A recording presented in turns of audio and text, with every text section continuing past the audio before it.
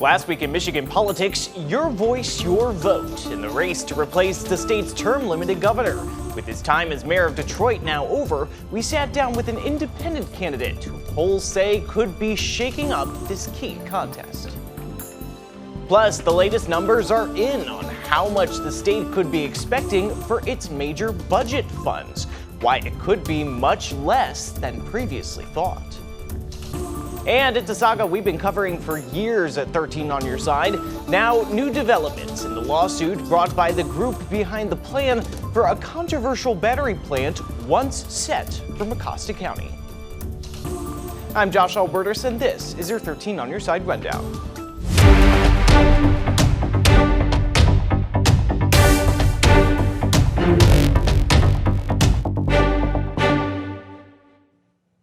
We begin with the state of Michigan facing a lawsuit from the Justice Department over a law prohibiting the sale of many non-cage-free eggs in the state.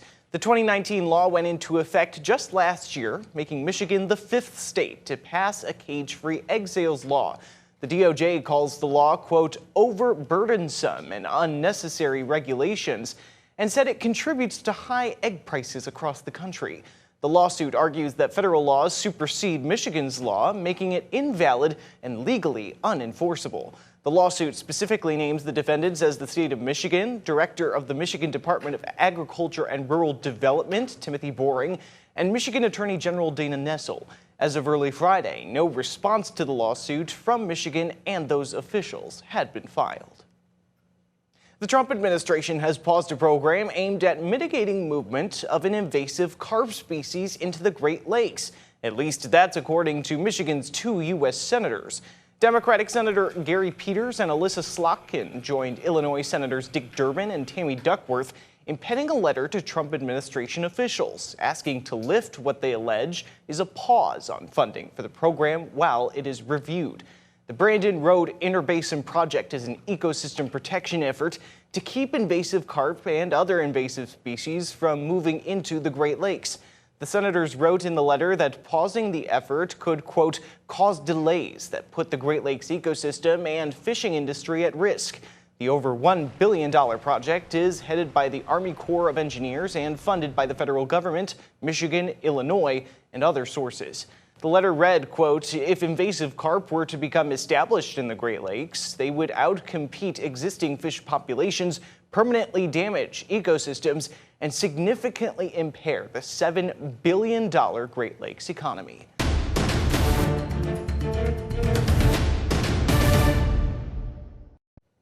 Your voice, your vote, and major statewide races in Michigan continue. One candidate for governor has aimed to alter the playing field and prove that an independent, separate from the major parties, can be viable in this key contest. Recent polling suggests he may be making progress.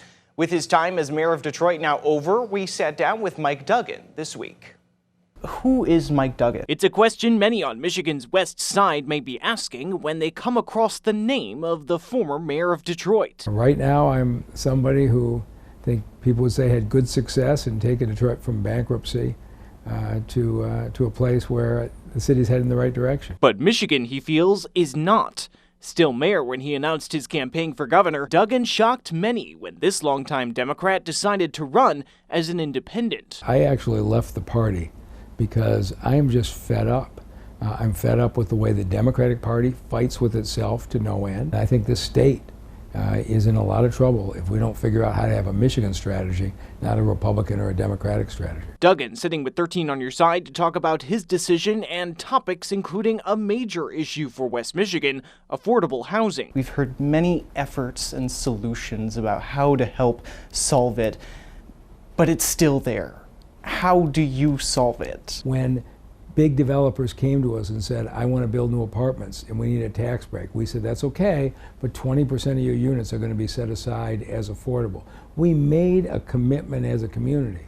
The state of Michigan wasn't a lot of help. When it comes to Republican President Donald Trump, some in his former party hammering Duggan's approach. When asked how he would work with the current federal government, he offered this philosophy. The president wasn't in a position to say, I'm going to come into Detroit, because in Detroit we had record drop in violence. And so my attitude is, I don't start a fight with anybody who doesn't start a fight with me. His presence in the race may cause a unique dilemma for Democratic candidate and Secretary of State Jocelyn Benson. In the latest Detroit News WDIV poll, Duggan staying close to the two candidates whom polls suggest are the major party's frontrunners. With Duggan in the matchup, Benson came in second, but within the margin of error.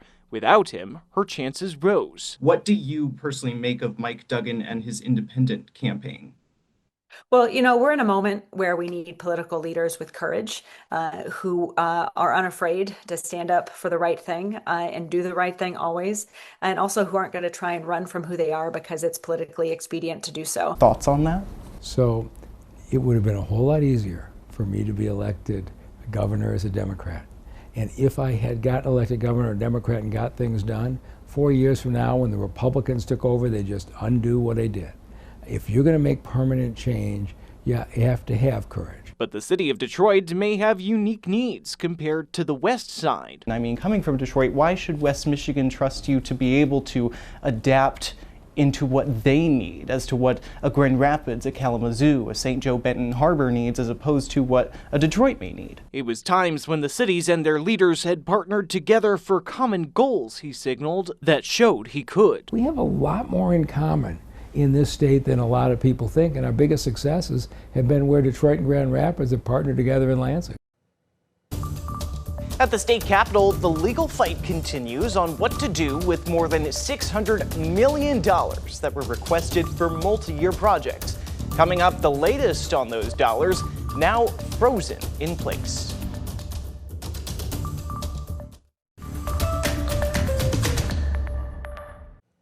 A push to restrict cell phone use in schools is another major step forward toward becoming state law.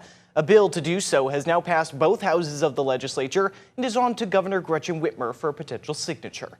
Under the bill, districts and public academies must put a wireless communications device policy in place. This would need to include prohibiting students from using them on school grounds during instructional time, but can include more if the district decides. There would be some exceptions to that, including during emergency situations and for medically necessary and district-owned devices. If enacted, the new rules would come into place in the upcoming school year. A Kent County organization that provides educational resources to children and their families is closing for good later this month. The Great Start Collaborative of Kent County says the decision came after the state eliminated more than $19 million in funding for the Early Childhood Block Grant. The collaborative's last day of providing services will be the 30th of this month. They say they are still committed to supporting people in the community and will provide updates on their next steps as they become available.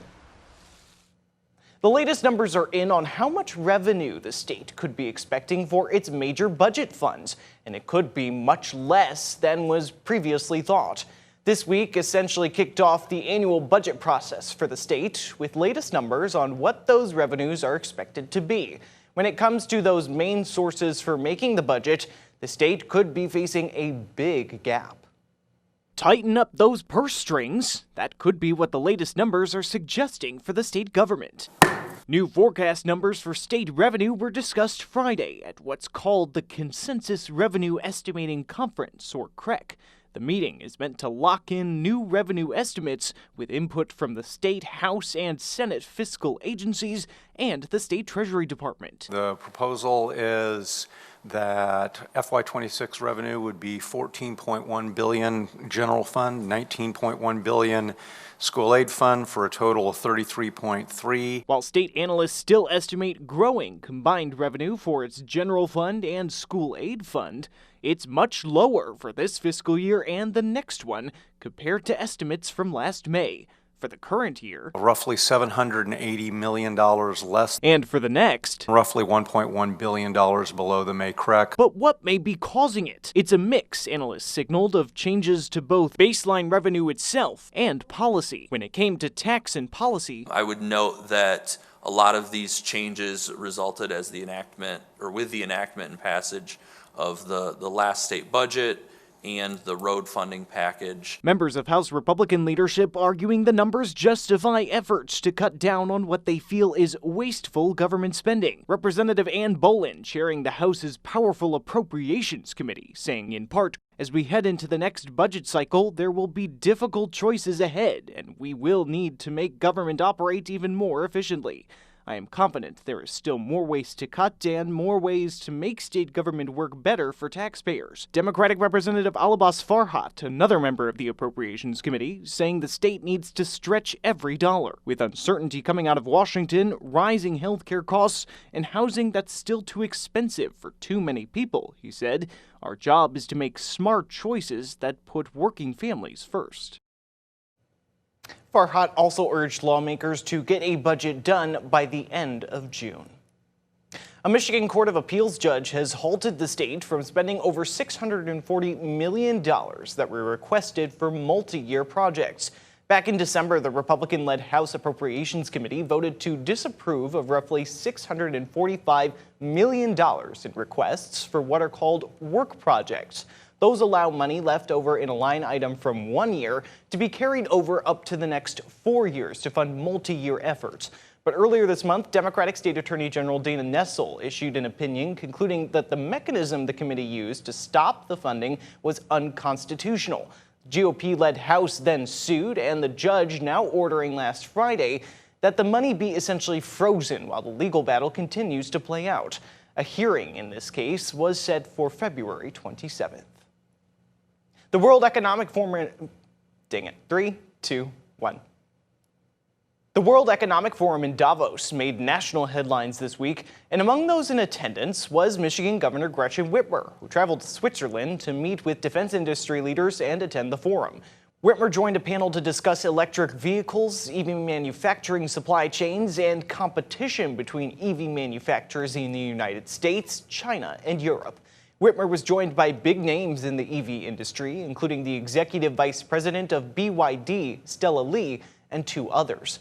BYD is China's and now the world's largest EV manufacturer by sales, surpassing Tesla in 2025. Lee pointed to what she saw was consistent policy from China and a commitment to reducing carbon emissions as a catalyst for their market growth. Governor Whitmer lamented over what she felt was the lack of consistent policy in the United States, alongside Trump administration tariffs as difficulties for the EV industry here.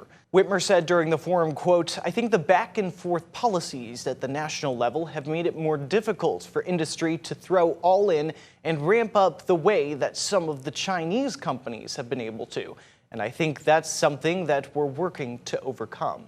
Whitmer also addressed a question about tariffs later in the forum, saying, quote, "Tariffs have a place, but it has to have a strategy behind them, a goal that's been articulated. There is no question that the chaotic policies that we've been seeing coming out of Washington, D.C. have created a lot of hardship, not just in the auto industry, but for consumers in the United States, and obviously for relationships globally."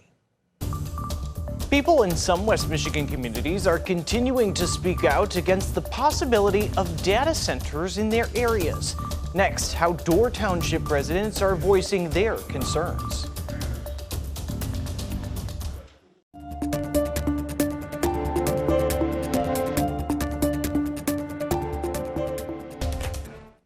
People in Door Township continue to speak out against a possible data center in their community. This comes as several data centers are proposed across West Michigan. While we know Microsoft has purchased land in Door Township, much else remains unclear as to what it plans to do with that land. People took to the Door Planning Commission meeting this week to make public comment. Here's a look at that meeting from Tuesday, where dozens showed up and about 10 spoke during public comment on the topic of a possible data center in the area. The meeting did have to move to a larger space to accommodate the amount of folks who showed up. 13 on Your Side reported about 2 weeks ago about a protest in Door Township where roughly a dozen people passed out flyers and held up signs voicing their opinions against a potential data center. At a Door Township meeting in mid-December, the topic wasn't on the agenda, but dozens showed up to share their disapproval. We need to get through to them that the residents overwhelmingly here in Door Township do not want this data center. It will change the whole dynamic of our community. That data center will bring nothing good to any one resident here. People need to stand up and start being heard, and they need to hear us and what we want. Not what the corporations want, not what developers want. They need to start listening to what the people want.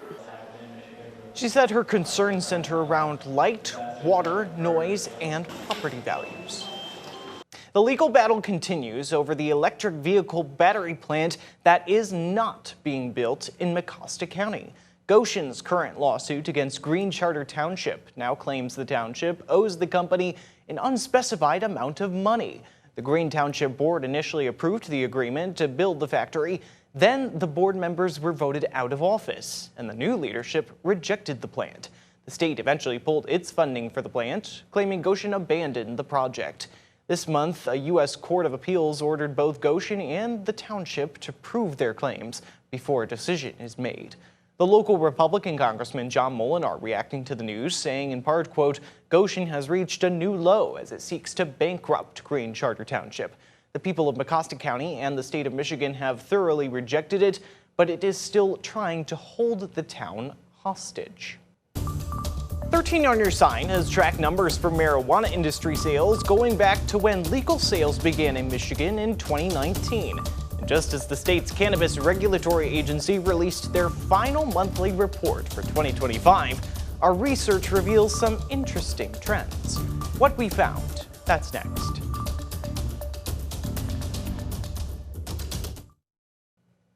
Michigan's Cannabis Regulatory Agency released their final monthly report for 2025, and it shows two interesting trends developing over the last few years.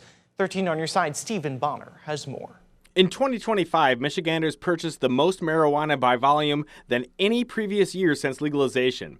But at the same time, the agency reported the first ever year-over-year dip in adult use sales, down over $100 million from 2024's sales. The two trends are fueled by a greater demand for the product from consumers, with more product consumed in 2025. And the seemingly ever-dropping price of cannabis affecting the bottom line of the industry's sales, seen in the drop from 2024 to 2025. In the history of adult-use marijuana sales in Michigan, the price of an ounce of cannabis has only risen month over month 16 times since December of 2019 when legal sales began. Last year, sales of adult-use marijuana in the state totaled about $3.17 billion, down from about $3.27 billion in 2024. Marijuana sales in Michigan have increased by more than 6 times since the first full year of sales, making it a more than $3 billion industry in the state. Since legal sales began in December of 2019, Michiganders have spent more than $13 billion on marijuana. Many in the industry are worried about a possible continued drop in sales numbers this year, driven by a 24% wholesale tax signed into law as part of budget negotiations in 2025. The money raised from the tax will be used to help fund road maintenance in the state, but the Michigan Cannabis Industry Association says the tax could also turn consumers to illicit markets if it causes prices to rise. That group is currently seeking an end to the tax through a lawsuit, claiming the tax was unconstitutionally established. I'm Stephen Bonner, 13 on Your Side. And that's the rundown for your week in Michigan politics. Be sure to keep up with all the top political stories of the day, both on air and online at 13onyourside.com.